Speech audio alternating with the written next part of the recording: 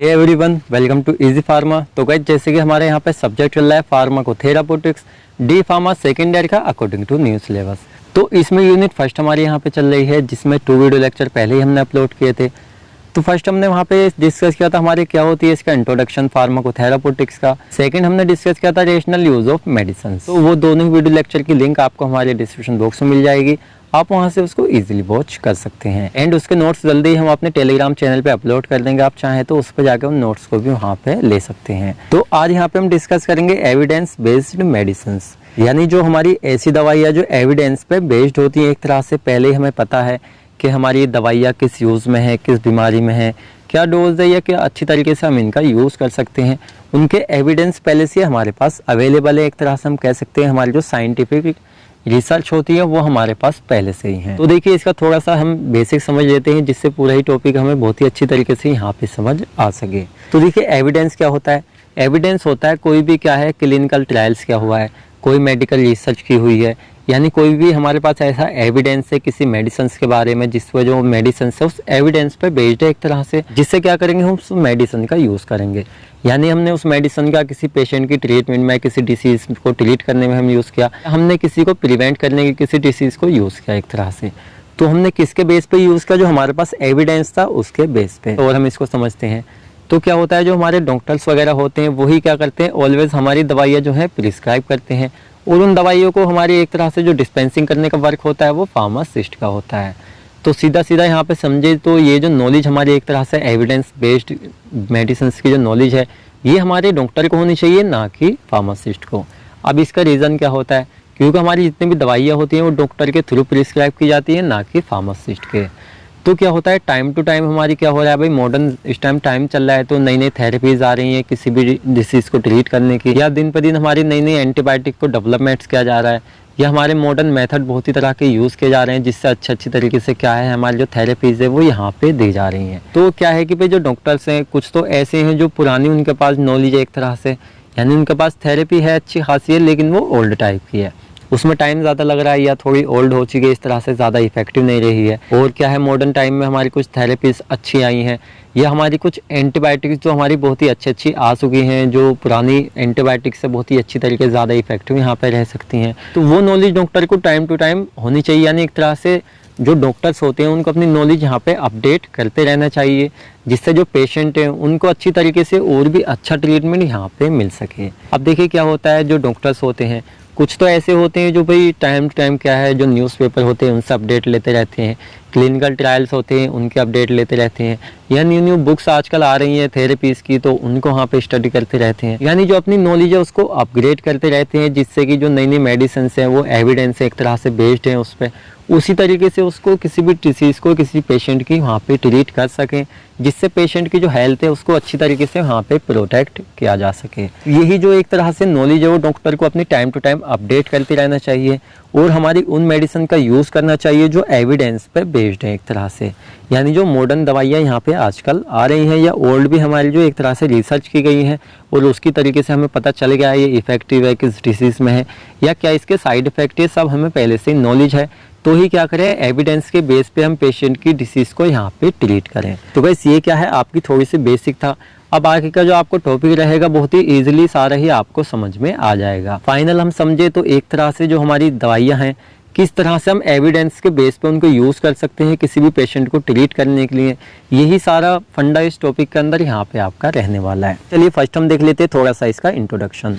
And guys, ये जो आपका क्वेश्चन आएगा शॉर्ट क्वेश्चन आएगा, लॉन्ग में ये आपका नहीं आएगा, और ये आपका सिलेबस न्यू है तो एक तरह से सारा ही आपके लिए इंपॉर्टेंट भी रहेगा, तो आपको वीडियो को बिल्कुल स्किप नहीं करना है, पूरी को ही आपको यहाँ पे वॉच करना है। तो चलिए इसके अंदर फर्स्ट पॉइंट हम देख लेते हैं, एविडेंस बेस्ड मेडिसिन, जिसकी शॉर्ट फॉर्म यहाँ पे EBM रहेगी, मे बी डिफाइंड एज। तो हमारे जो एविडेंस बेस्ड मेडिसिन है उसको हम डिफाइन कर सकते हैं जैसे कि a systematic approach to medicine, यानी ये क्या है, एक सिस्टमेटिक अप्रोच है किस चीज़ के लिए, मेडिसिन के लिए, इन विच जिसके अंदर जो हमारे डॉक्टर्स होते हैं and other health care professionals, यानी क्या है, या तो हमारे डॉक्टर हैं और हमारे अदर हेल्थ केयर प्रोफेशनल्स हैं, यानी जो हमारी हेल्थ को एक तरह से जो पेशेंट्स की हेल्थ होती है उसको एक तरह से प्रोटेक्ट करते हैं, केयर करते हैं। Use the best available scientific evidence from clinical research to make decision about the care of patients, सीधा सीधा आप समझिए क्या है हमारा जो क्लिनिकल एक तरह से जो एविडेंस बेस्ड मेडिसिन सिस्टम है, ये हमारा एक सिस्टमेटिक अप्रोच है।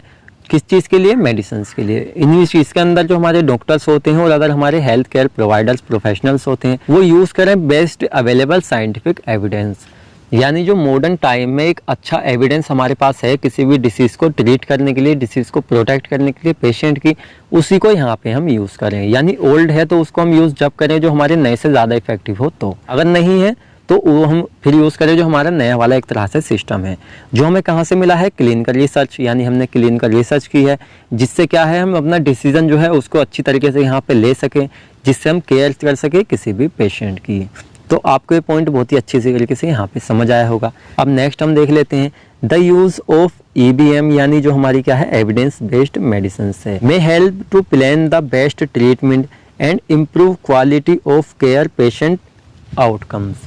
तो क्या है इस जो हमारा एविडेंस बेस्ड मेडिसिन सिस्टम है, अगर हम इसका अच्छी तरीके से यूज़ करेंगे तो क्या है इससे हमें हेल्प मिल सकती है और हम एक प्लान कर सकते हैं किसी भी कोई मान लीजिए किसी को कोई पेशेंट ऐसा है जिसको काफ़ी भयंकर डिसीज़ है, यानी कि थोड़ी सीरियस डिसीज़ है, तो उसको ट्रीट करने के लिए एक तरह से हम प्लान बना सकते हैं, क्योंकि हमारे पास पहले से एविडेंस बेस्ड है। यानी एविडेंस हमें पता है कि भाई किस तरीके से हमें इसका यूज़ करना है। इससे जो हमारा पेशेंट है उसको ट्रीट हो जाएगी उसकी डिसीज़, और साथ ही में जो उसकी क्वालिटी है एक तरह से केयर करने की पेशेंट की, वो भी यहाँ पे इम्प्रूव हो जाएगी। देन चलिए नेक्स्ट यहाँ पे हम देख लेते हैं एलिमेंट्स ऑफ EBM, यानी हमारे जो एविडेंस बेस्ड मेडिसिन है इसके कुछ एलिमेंट्स यहाँ पे हम देखेंगे। देखिए आपका वैसे तो पूरा ही थियोरेटिकल सब्जेक्ट है, जैसे आपकी फार्माकोलॉजी वगैरह है या पीछे आपने फार्मास्यूटिकल केमिस्ट्री फर्स्ट ईयर में पढ़ी थी, तो वो आपके लिए इजी होता था, यानी उसमें साल्ट वगैरह हैं और डायरेक्टली आपको क्या है पर्टिकुलर साल्ट लिखने हैं, तो आपके लिए काफ़ी ईजी रहता है। यहाँ पे टोटली आपके लिए थ्योरी है तो थोड़ा हार्ड आपके लिए रहता है थ्योरी को स्टडी करना, फिर भी हम आपको इतना इजी तरीके से यहाँ पे नोट्स बना के देते हैं जिससे इजीली आप बहुत ही अच्छी तरीके से इनको लिख सकें और आसानी से आपको याद भी हो सके। तो एलिमेंट को हमने इसके इस तरह से लिखा हुआ है, आप इसको इसी तरह से लिखा है जिससे अच्छे मार्क्स आपको यहाँ पे मिल सके। एविडेंस बेस्ड मेडिसिन एक तरह से कह सकते हैं तथ्यों के आधार पर हमारी दवाएं। इसको यहाँ से आपको पहले फर्स्ट आपको क्या करना है, स्टार्ट करना है। जैसे clinical expertise, what the clinician known, यानी जो हमारा क्या है क्लिनिशियन, आप समझ रहे हैं थोड़ा सा, जो हमारे डॉक्टर्स हैं वो क्या जानता है, पहले हमें ये पता करना है कि जो हमारा डॉक्टर है वो क्या जानता है। अगर वो अच्छी तरीके से भाई नहीं जानता है तो आपको कैसे ट्रीट कर पाएगा। यानी जो हमारे इस टाइम एविडेंस चल रहे हैं, एविडेंस पे बेस्ड मेडिसिन से हमारे न्यू रिसर्च हैं, इसकी प्रॉपर नॉलेज डॉक्टर को पहले से ही होनी चाहिए। नेक्स्ट हम देख लेते हैं पेशेंट वैल्यूज़, यानी जो पेशेंट आपसे ट्रीट कराना है किसी भी डिसीज़ को, वो आपसे क्या चाहता है, यानी व्हाट द पेशेंट वांट। अब पेशेंट आपसे जो चाहेगा, मान लीजिए उसको कुछ ऐसी बीमारी हो जो सबसे नहीं बता पा रहा है, सिर्फ आप ही से बता रहे हैं, अब आप उसके लिए क्या कर पाते हैं, क्या आप उसको ट्रीटमेंट कर पाएंगे, क्या आपको पहले से ही आपके पास नॉलेज है, क्या आपके पास एविडेंस पे बेस्ड कोई ऐसी थेरेपी कोई मेडिसिन है जिसके बेस पर आप उसका ट्रीट कर सकते हैं। तो ये भी क्या है आपके पास एक तरह से आपको होना चाहिए, आपको पता होने चाहिए। बेस्ट रिसर्च एविडेंस, तो क्या आपके पास बेस्ट रिसर्च एविडेंस हैं जिसके बेस पर आप किसी का ट्रीट कर रहे हैं। जैसे व्हाट द लिटरेचर सेज, यानी शोध शास्त्र साहित्य क्या कहता है, जो शोध हमारी की गई है एक तरह से हमारी रिसर्च की गई है। अब एक तो क्या है आपके पास नॉलेज है, दूसरा पेशेंट आपसे क्या चाहता है। अब जब पेशेंट ने आपसे चाह लिया किसी डिसीज़ को ट्रीट करना, तो जो आपके जो साक्ष्य एक तरह से रिसर्च किए गए हैं, क्या उसके बेस पर आपके पास कोई ऐसी थेरेपी है जिससे आप उसको ट्रीट कर सकते हैं।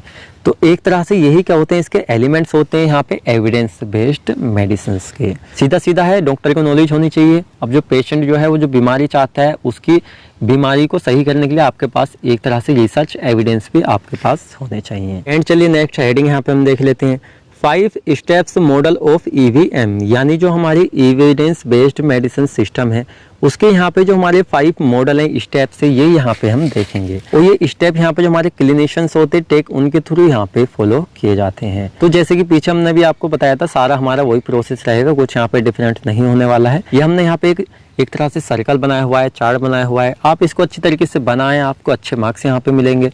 क्या होता है आज के क्लिनिकल क्वेश्चन जो क्लिनिशियंस से पूछे गए, एक तरह से क्लिनिक में पूछे गए क्वेश्चन होते हैं।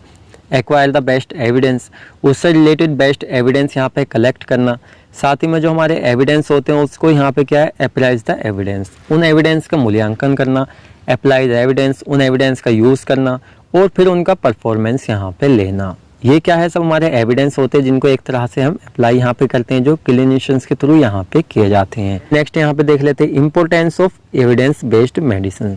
तो यहाँ पे कुछ इंपॉर्टेंट हमने लिखे हुए हैं, काफ़ी ईजी हैं, आप इनको पढ़ लें। जैसे क्या करते हैं, हमारी इंपॉर्टेंस क्या होती है किस चीज़ की, एविडेंस बेस्ड मेडिसिन सिस्टम की। तो देखिए क्या होता है, जो हमारा सिस्टम है यहाँ पे हम क्या कर रहे हैं, एविडेंस के बेस्ड पे क्या कर रहे हैं, हम किसी भी डिसीज़ का हम यहाँ पे ट्रीटमेंट कर रहे हैं, यानी उस मेडिसिन का, उस एंटीबायोटिक्स का, उस थेरेपी का पहले हमारे पास एविडेंस है जिसके बेस्ड पे हम कर रहे हैं।